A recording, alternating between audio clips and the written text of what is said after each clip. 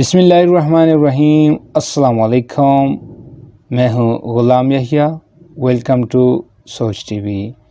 قرآن کریم میں اللہ جل جلالہ فرماتے ہیں، اللہ جل جلالہ کسی قوم کی حالت نہیں بدلتا جب تک وہ خود کو نہ بدلے۔ علامہ اقبال جس کو اپنی شاعری میں یوں فرماتے ہیں، خدا نے آج تک اس قوم کی حالت نہیں بدلی، نہ ہو جس کو خیال آپ اپنی حالت کے بدلنے کا۔ اس دنیا میں آنا یعنی انسان کا پیدا ہونا اس کے زندگی کا فرسٹ چانس ہوتا ہے۔ 50 یا 60 سال کی زندگی گزار کے جانا یا رخصت ہونا فائنل اینڈ لاسٹ چانس ہوتا ہے۔ انسان کے پیدا ہونے سے لے کر موت تک کا درمیانی عرصہ زندگی کہلاتی ہے۔ انسان کے پاس اس زندگی میں اختیار ہوتا ہے کہ وہ منتخب کرے کہ وہ کیسی زندگی گزارنا چاہتا ہے۔ آیا وہ زندگی کو بامقصد بنانا چاہتا ہے یا بے مقصد؟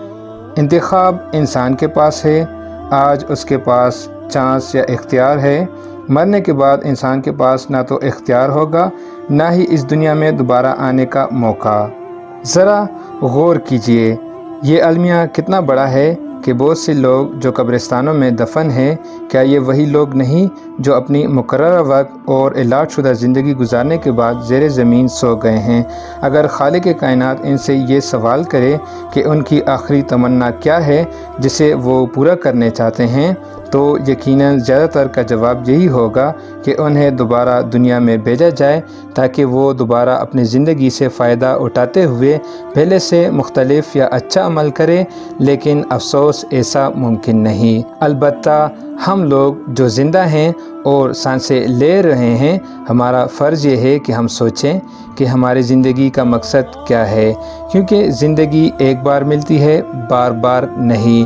کیا آپ زندہ لوگ بھی ان مردہ یا مرے ہوئے لوگوں کی طرح دوبارہ اس دنیا میں آنے کا خواہش کریں گے، یا اسی زندگی میں اچھے، فائدہ مند اور نیک عمل کر کے اس دنیا اور اس دنیا کو خوبصورت بنائیں گے؟ ابھی بھی موقع ہے، اعمال نامے کھلے ہوئے ہیں، قلم چل رہے ہیں، زندگی باقی ہے، بدن کے اعضاء صحیح سلامت ہے، توبہ سنی جا رہی ہے۔